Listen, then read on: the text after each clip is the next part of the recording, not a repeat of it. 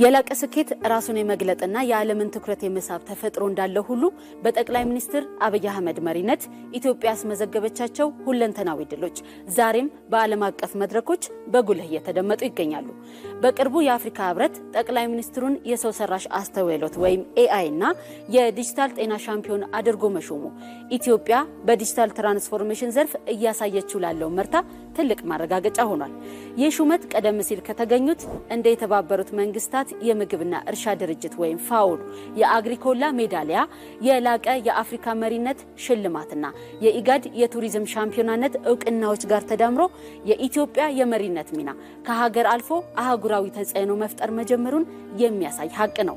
የዚህ ስኬት መሰረቱ ደግሞ ኢትዮጵያ ዘግይቶ ከመድረስ ዕዳ ወደ ቀድሞ መድረስ በረከት ለማሸጋገር የተቀመጠው ደፋር ራዕይና በቴክኖሎጂ የታገዘው ዘመናዊ አሰራር ነው።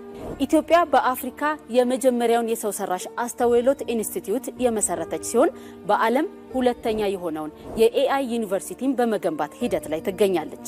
ይህ የቴክኖሎጂ አብዮት በመንግስት አገልግሎት አሰጣጥ ላይም ተጨባጭ ለውጥ በማምጣት ከ476 በላይ ተቋማትን አገልግሎት በአንድ ማዕከል በማስተባበር ቢሮክራሲያዊ እንቅፋቶችን መቅረፍ ችሏል።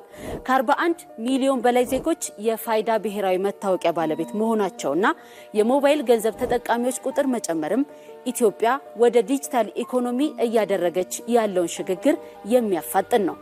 ከቴክኖሎጂ ጎን ለጎንም የአረንጓዴ አሻራ መርሃ ግብር የኢትዮጵያን የደን ሽፋን በ6 ዓመታት ውስጥ ብቻ ወደ 23 በመቶ በማሳደግ ኢትዮጵያን የአየር ንብረት ለውጥ ተሟጋችና የአካባቢ ጥበቃ ተምሳሌት አድርጓታል። ከ48 ቢሊዮን በላይ ችግኞች መተከላቸው ያስገኘው ውጤትም ጠቅላይ ሚኒስትር አብይ አህመድ ለዘላቂ የደን ልማት የ2025 የስኬት ሽልማት እንዲበረከትላቸው በማድረግ የኢትዮጵያን አረንጓዴ ልማት በዓለም ፊት አድምቆታል።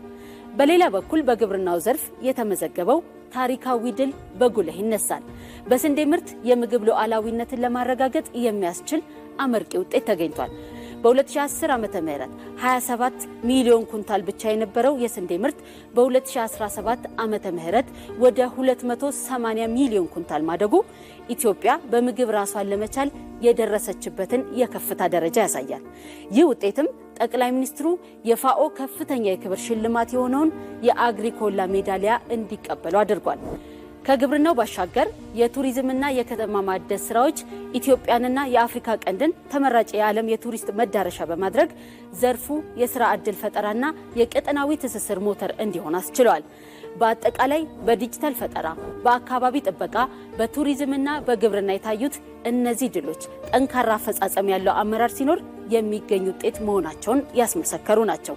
እነዚህ እውቅናዎች የግል ሽልማት ብቻ አይደሉም። የአንድን ህዝብ ክብር ከፍ የሚያደርጉና የኢትዮጵያን የወደፊት የእድገት አቅጣጫ በጽኑ መሰረት ላይ የሚያቆሙ የላቀ የሥራ ውጤቶችም ጭምር ናቸው።